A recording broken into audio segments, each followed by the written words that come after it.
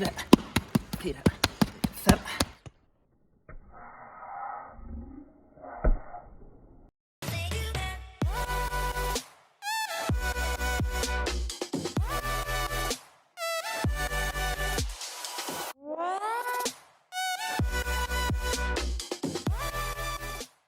Velkommen tilbake til en ny episode av Helt OK.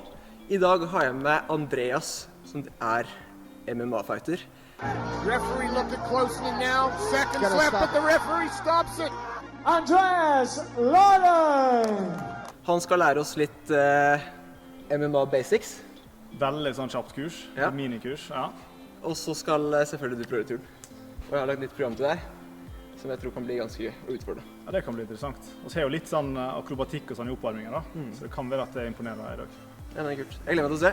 Og for fightinga senere, så skal vi ha en med Nico, som er like gammel, like høy omtrent. Litt tyngre, litt svakere.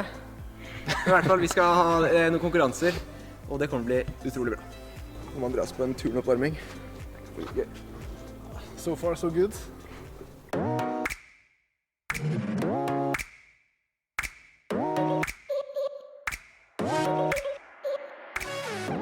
Har du en typisk sånn tøyelse som du gjør mye av? Ja. Det er jo en da, som er litt sånn, enten at du sender 2 og 2 da, og held føttene til hverandre, eller så kan du gå ned et kne i bakken, en ut, og så jobber du på en måte, nå kommer det over hit. Du fortalte oss at du ikke har noe følelse i leggen. I hvert fall veldig lite da. Det er jo typisk når du holder på lenge og sparker mye og sånn. Så er det mindre følelse liksom i selve leggene. Men hvis du vil se Odin sparke kanskje litt tynnere pinner da, så må du kommentere her nede. Så fikser oss det. Ok. For det er sånn, du må tro på at du skal sparke gjennom. Ikke? Ja, du må committe, altså, ellers blir det bare vondt. Klar for litt trampoline? Yes.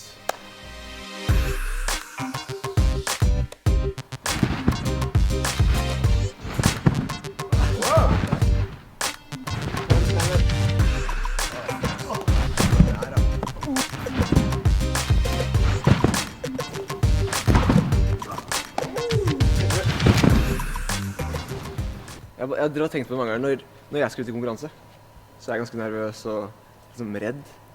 Men det er jo positivt på en måte. Men du da, som skal ut i altså du kommer mest sannsynlig ut av den konkurransen, eller kampen da, med brudd og sånt.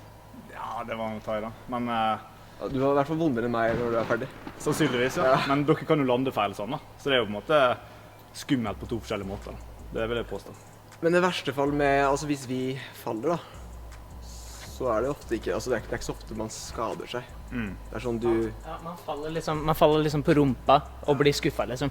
Ja, ikke sant. Det er det man gjør i turen, mens her så føler jeg at du får vondt. Ja, så hvis du ender på rumpa og bare blir skuffet, Ja. da blir du enda mer skuffet ganske fort. Ja. Ja, men det er utrolig mye mentalt, ja. Det er sant. Så det er kanskje noe jeg synes er kulest med MMA da. Det er den der noe, både rett før du er inn, men også underveis. Den er noen mentale påkjenninger, liksom, og sånn mind games også, da, skal jeg si. For det er jo hele tiden, du vil jo hele tiden virke som at du har mye å gi, og at du aldri er sliten sånn. Fordi med en gang det er et eller annet sånn, du kan på en måte merke når noen er sliten da. Og du vet at nå er det liksom, det er et eller annet sånn her nå. Men hva er det noe spesielt du tenker før en kamp? Hvordan er det?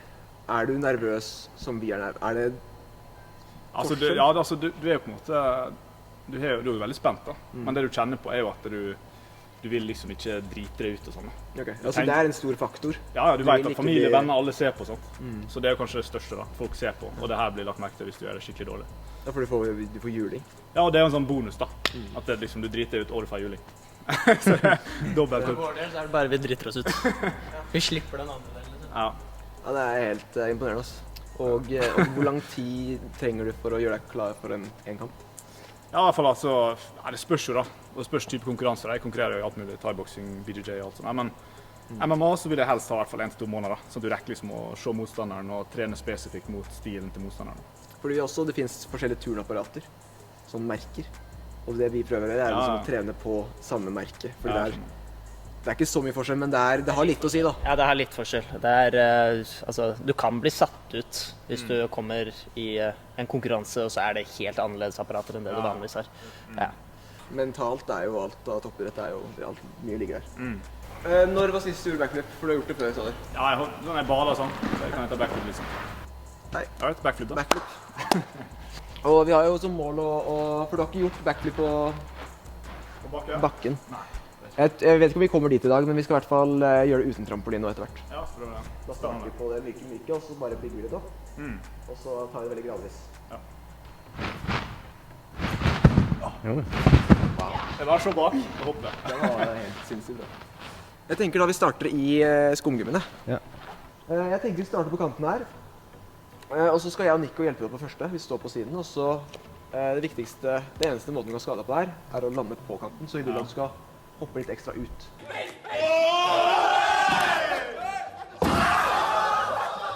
Ai! Og så prøver du å lene etter hvert, og så. Skal jeg bare prøve backflipen da? Prøve backflip. Og tenke at jeg skal lenger bak igjen. Ja, okay. Det er veldig bra.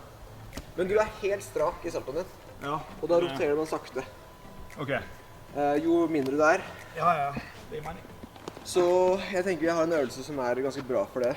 2 steg i backflipen. Første, take-off, hvor du skal være strak, og så er den andre hvor du trekker inn. Så første, sånn. Og det var på en måte det du gjorde i den backflipen du gjorde. Du gjorde sånn, og så ble du sånn. Ja.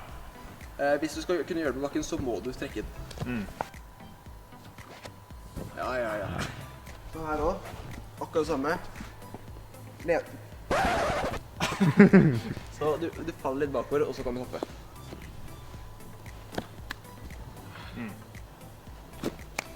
Hey. Nice! Bra. Ser du hvor lang den er? Ja.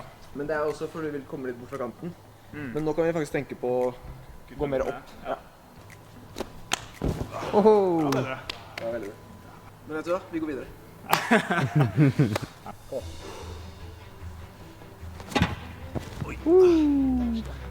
Det er sånn at jeg hjelper bitte litt. Ja.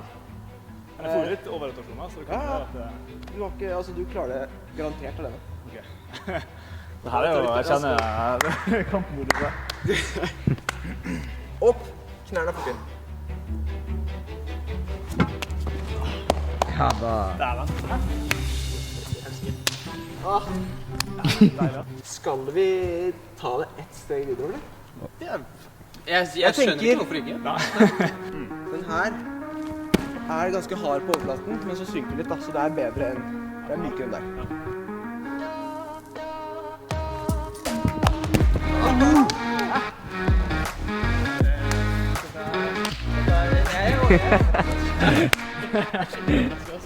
Og for hvert eneste forsøk du gjør, så blir det litt bedre og litt bedre. Ja, for Teknikken blir litt bedre hele veien. Det er en backflip på bakken. Så det siste apparatet vi skal gjennom, Andreas, er bøyle. Det vanskeligste apparatet i turn. Det er det turnerne bruker mest tid på. Fordi den her er en jævel. Det er veldig teknisk, og det er veldig sånn balanse hele tida. Så det er også litt morsomt å se hvor lett det er. Men her også, tyngdeoverføring. Så du må lene deg til... Jeg kjente jeg måtte lene mot liksom, motsatt side. Altså,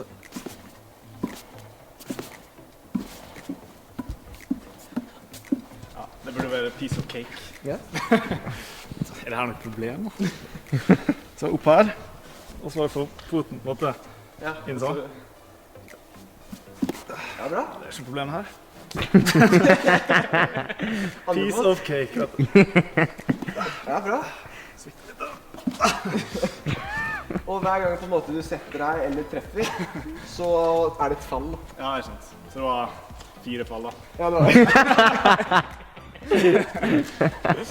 Så det er egentlig ganske kjipt apparat. Men veldig gøy når du får det til. Ja. Skal vi slåss litt, da? Ja, tenker det. Det er dags.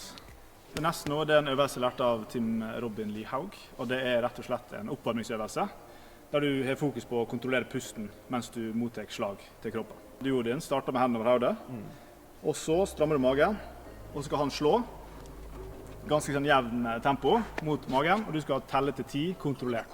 Da kan han gradvis øke både styrke og intensitet. Ok. Ja, det er jo bare å starte, er det ikke? Ja. 1, 2, 3.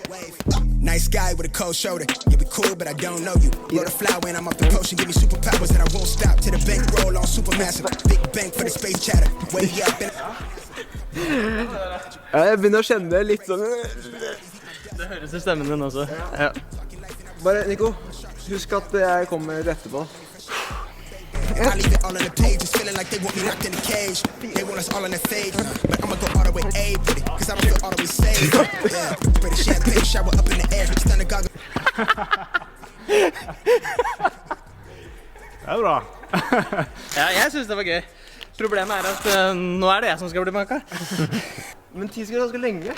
Ja, men det er det som da. For her ser du om du klarer å kontrollere pusten på ekte eller ikke da. For alle klarer liksom å stå sånn og bare ta imot slag.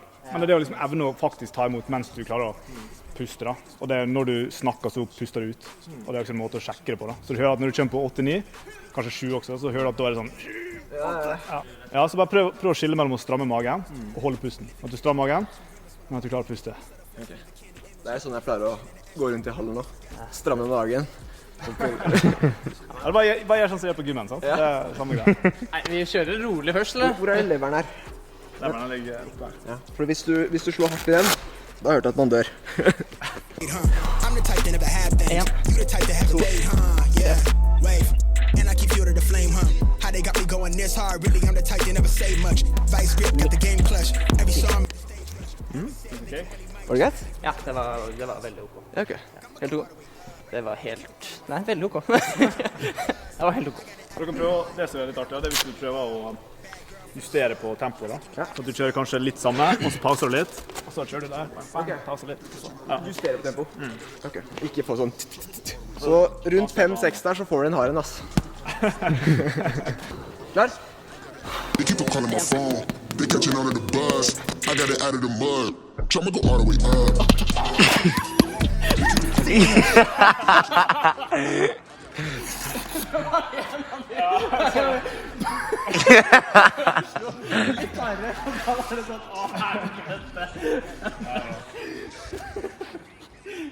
Som sagt, det her noe av det mest avanserte man gjør faktisk. Det rundspark som det heter da. Det som er egentlig viktig her, det som alt annet, få med hofta. Det hofta som måtte slenge foten. Høyrefoten er ganske avslappet. Det på en måte resten av kroppen ser alt arbeidet. Men den er litt hard da. Ja, den er faktisk litt hard. Her nå, og trikset er å treffe med leggen da. Unngå å treffe med rista. Det er veldig mange som spiller fotball sånn, der treffer med rista. Og da trener du feil. For da, hvis noen blokker da, og du treffer leggen til noen andre, så taper rista. Eller ankelen. Så tenker treffing det er veldig fint også, for jeg treffer egentlig med hele leggen da.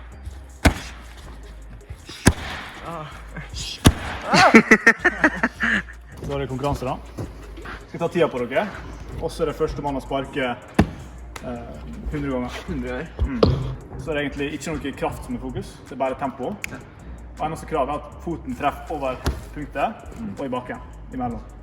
Og alt annet det skal ikke være nøye på, så er det konkurranse liksom. Du kan stille opp da, hvis jeg vil, så er det der sitter da. Så du kan ta litt under der. Det er fint. Så det er ganske høyt. Så jeg skal over der. Ja.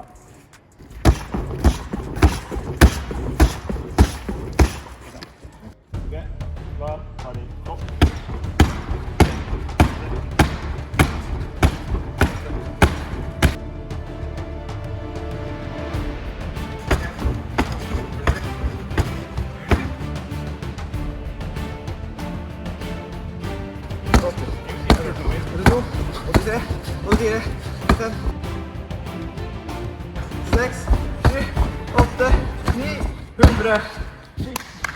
Bra. Det er bra. Det er lenge. Den var hard. Det er veldig bra jobb. Den var hard. Klar? Kom an. Ja. Klar, ferdig, gå.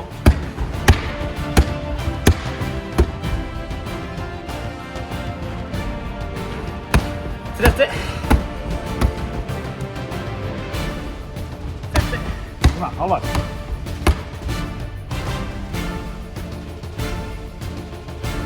Kom her, høyere. 90. Jobber på, kom an.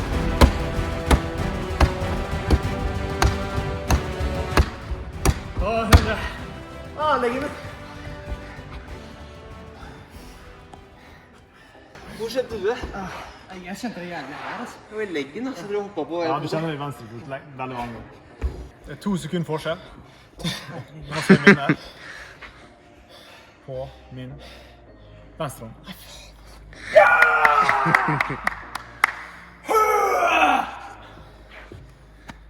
Nei. Ja, så vi burde ikke komme i slåsskamp, for jeg har ikke lyst til å banke opp. Helt til slutt så skal vi selvfølgelig teste håndstående-tiden din, som alle andre gjestene har gjort. Har du stått mye på enda før? Nei, det er ikke. Men på den, jeg har jo selvfølgelig glemt tavla, vi har jo byttet hall, men den skal oppdateres. Så har vi jo alt fra 1 sekund til 1,5 minutt. 1 sekund skal jeg slå. 1 sekund skal du slå. Ja. Magnus klarte 6 sekunder sist.